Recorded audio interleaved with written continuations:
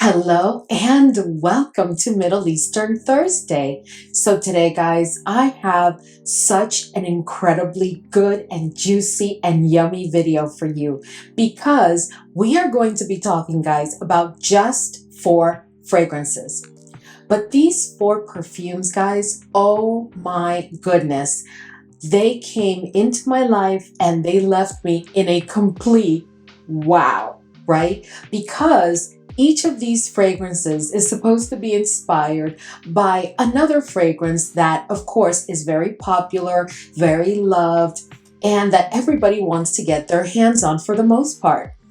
But when I tell you, you guys know that in this Middle Eastern fragrances journey that we've been on, I have found quite a number of fragrances that are supposedly, allegedly inspired by other fragrances. And then I come here and I tell you, not quite, right?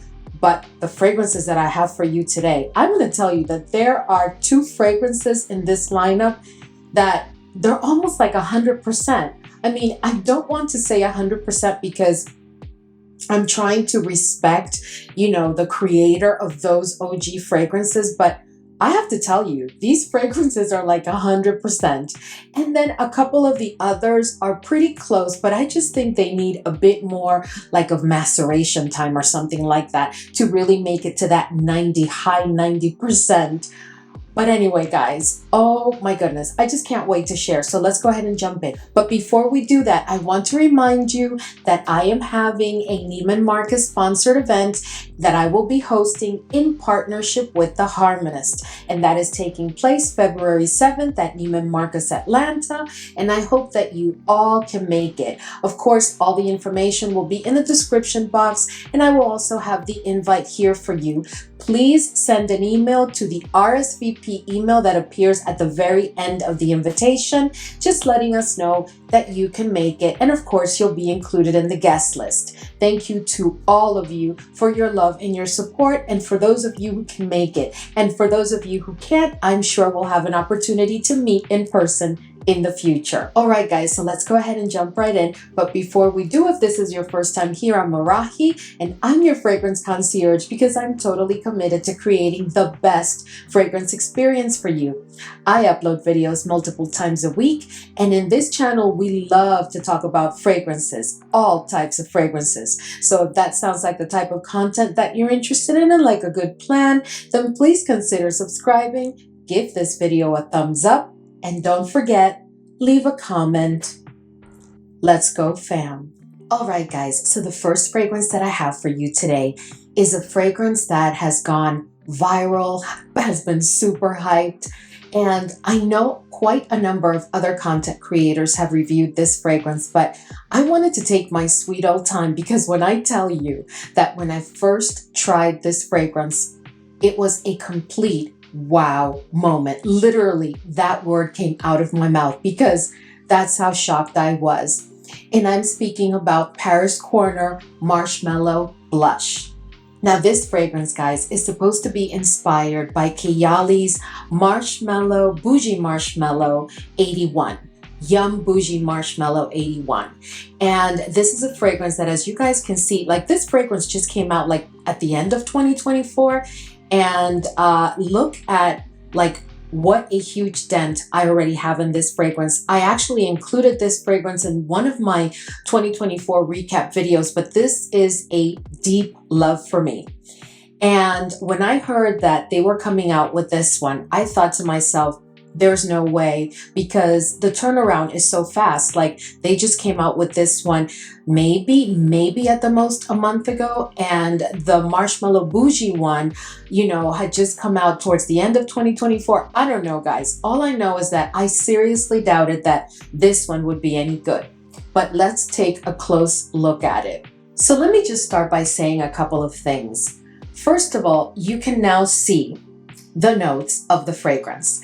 And I can tell you that there are quite a number of notes that my nose picks up on immediately that have not been disclosed or shared, right? And I can understand why they would not. but more about that in a minute. The second thing that I wanted to let you know, and this is specific to those fam members that are sensitive to ambroxan, please notice that there is ambroxan in this fragrance. So no matter how special it may be, please stay away from it because it's not worth your health. So this fragrance opens up fresh, fruity, and sweet. Not sickly sweet, but it definitely opens sweet. And I have to tell you that the dominant note for me is the strawberry.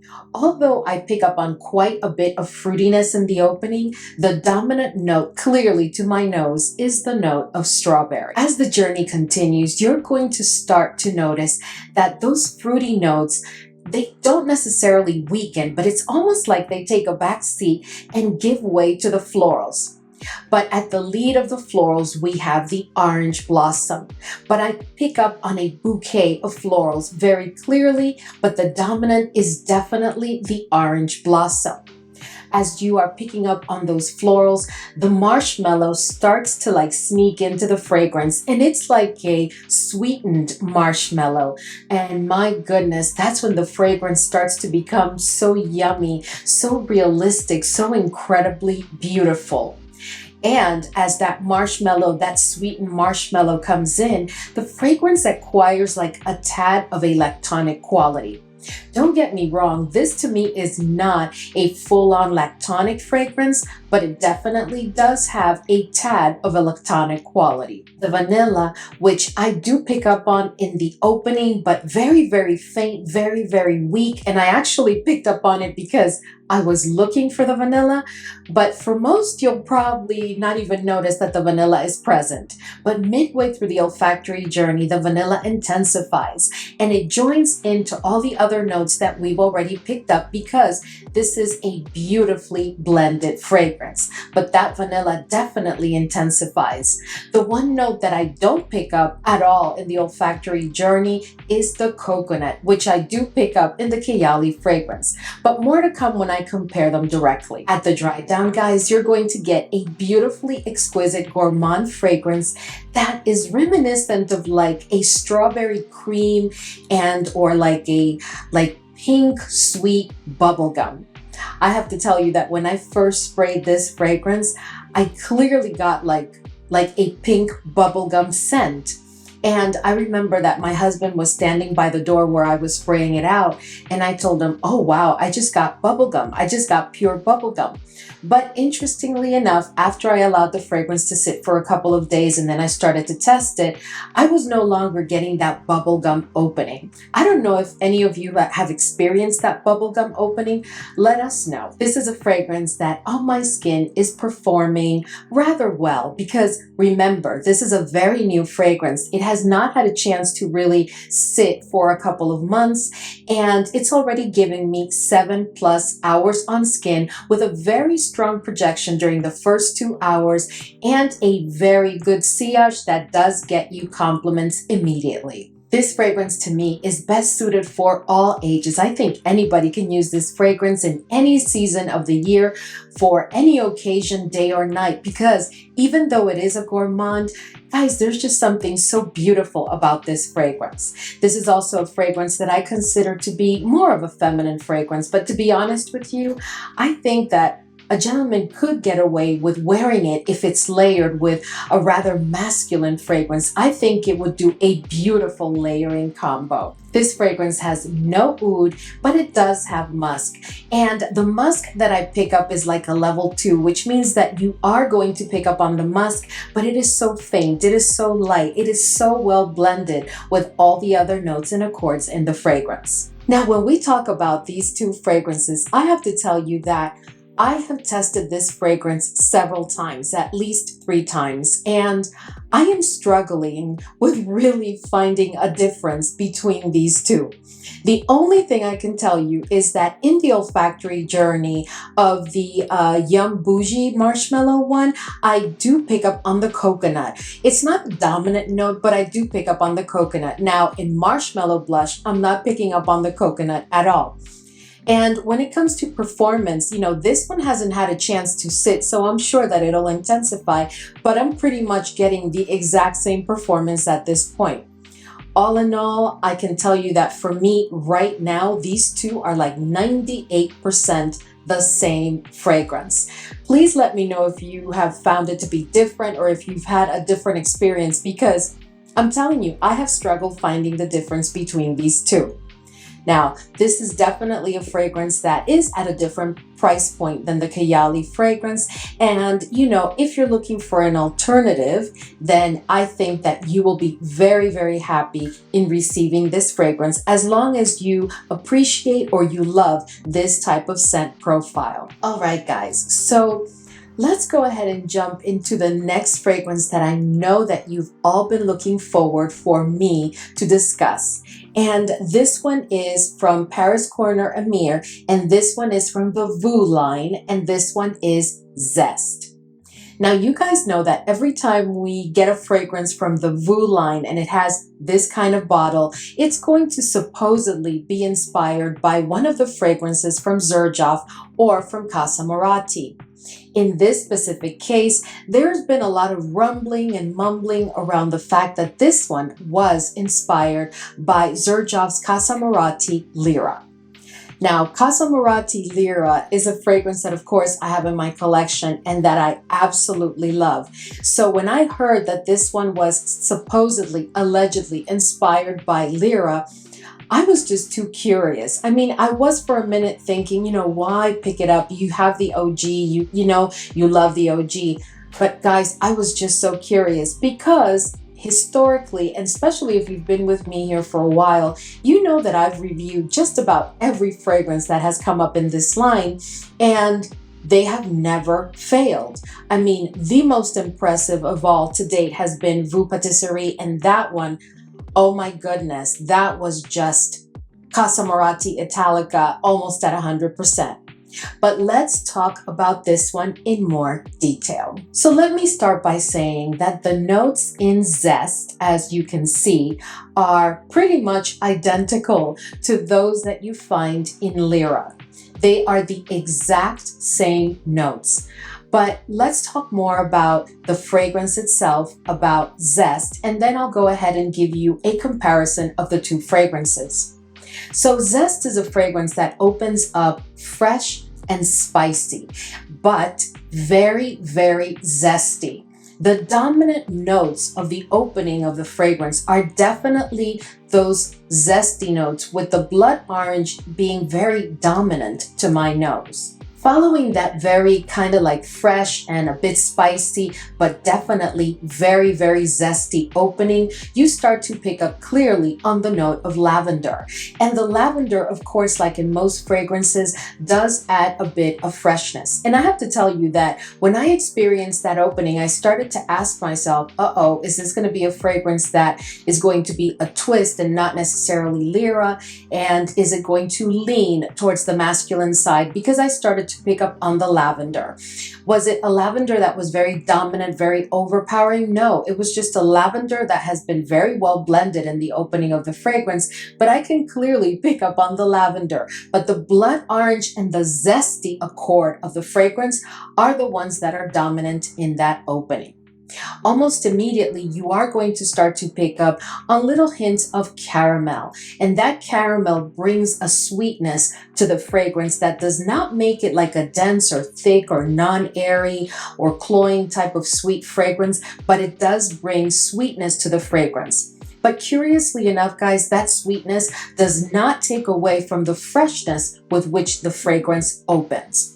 You will find that the freshness will be a part of the olfactory journey from beginning to end, and the freshness will remain throughout the wear of the fragrance. As the journey continues, you are going to pick up on the vanilla clearly. It's almost like that caramel and the sweetness that came with the caramel take like a little bit of a step back, allowing the vanilla to, for a moment, become one of the lead notes. Not necessarily a dominant note, because I'm telling you, the zestiness continues to be the dominant note, but the vanilla is definitely present and the vanilla intensifies.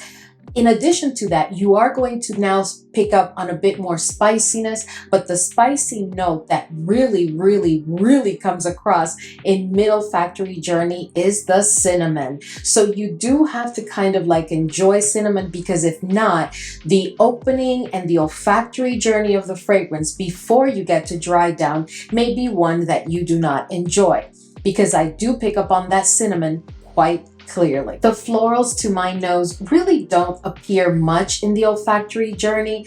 I do get the florals, but they're like present in the background starting at mid olfactory journey, and it's really all about the jasmine, and it's a very weak, very faint jasmine, which really caught my attention, because to have the note of jasmine be faint and in the backdrop like that is really kind of new to me, because the jasmine, even if it's not a dominant note in a fragrance, the jasmine will have a moment in the olfactory journey where it's dominant and lets you know that it's present. That's just one of those florals. But in this fragrance, no.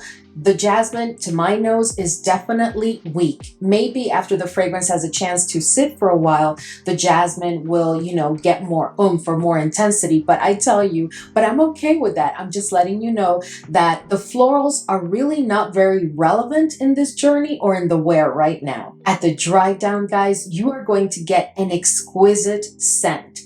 And I have to tell you that that scent is so yummy. It is like reminiscent of a freshly baked key lime pie. And that is exactly what I get. A moist, yummy, freshly baked key lime pie. This is a fragrance that I think is best suited for the ages of 25 plus. And I also think that for sure it's best for fall, winter, and spring. This is not a fragrance that I would ever, no matter how fresh the opening is, no matter how zesty, and no matter how uncloying it is, this is not a fragrance that I personally would pull during the summer season. Other than that, you can use it for any occasion, day or night. This fragrance, as I said before, has no oud, but it does have musk.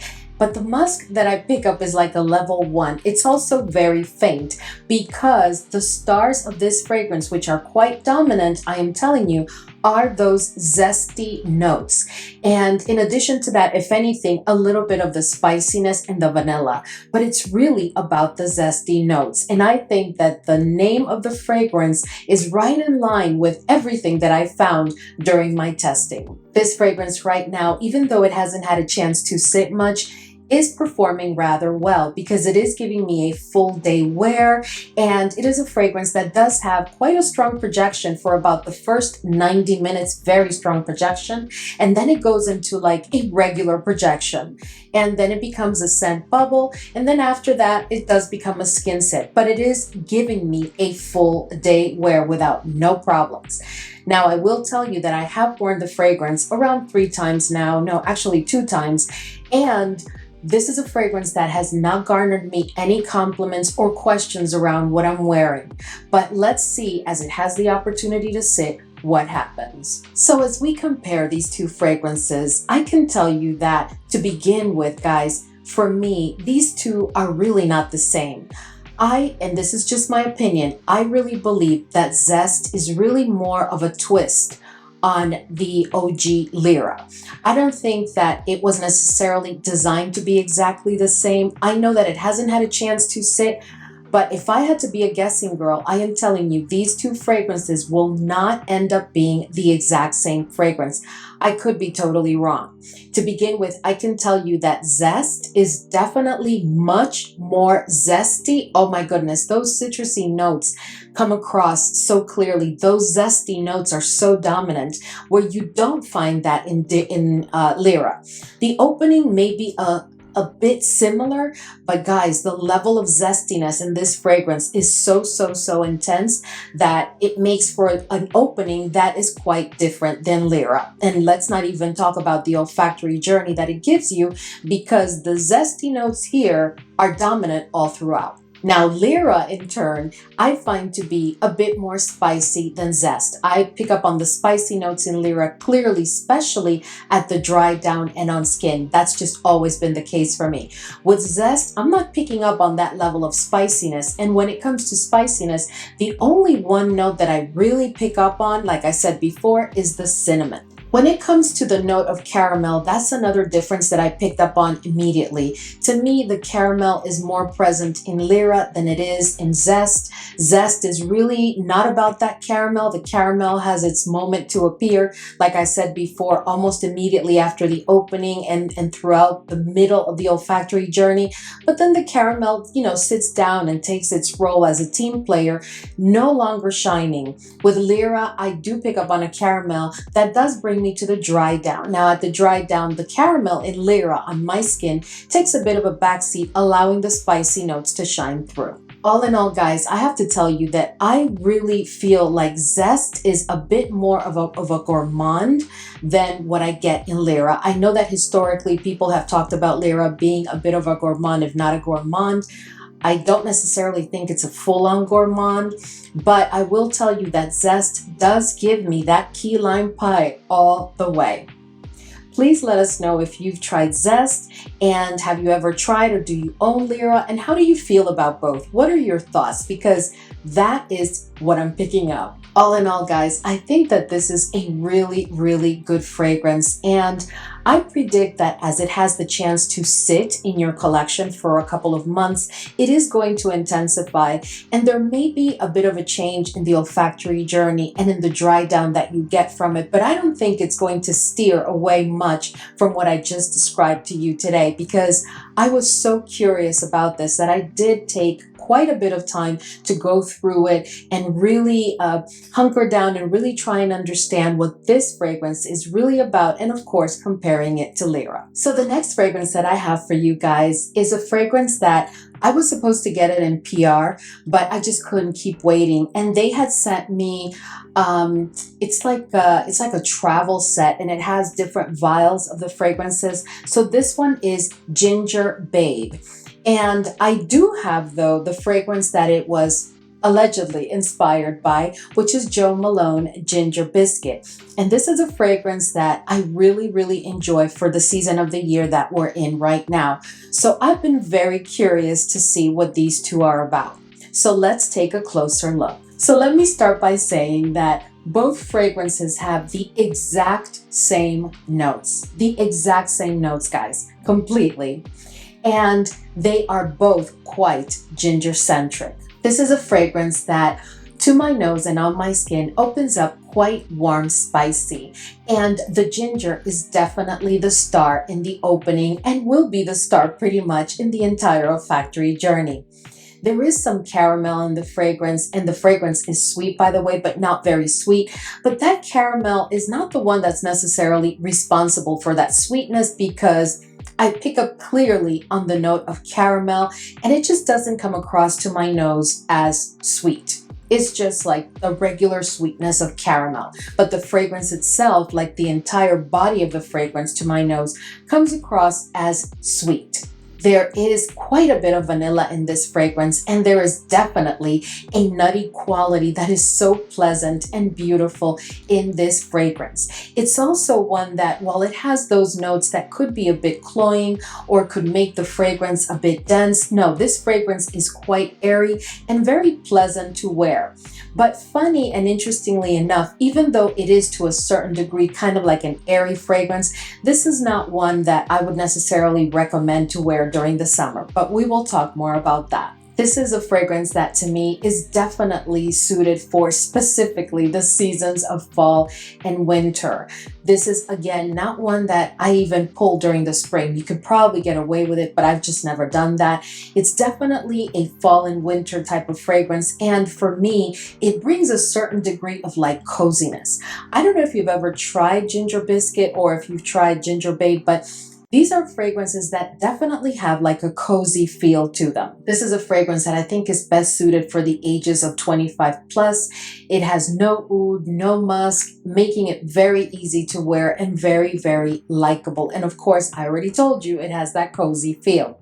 This is also, to me, a fully unisex fragrance. Right now, and remember that this one hasn't had a chance to sit because I've only had that vial for maybe, I would say about 2 months. If that, and I can tell you that I am getting 6 hours. And those 6 hours give me a strong projection for around the first hour, I would say. And then it becomes a scent bubble. And it's a pretty intense scent bubble. Closer towards like the 5th hour is when it definitely becomes a skin scent. And it's not a very intimate skin scent either.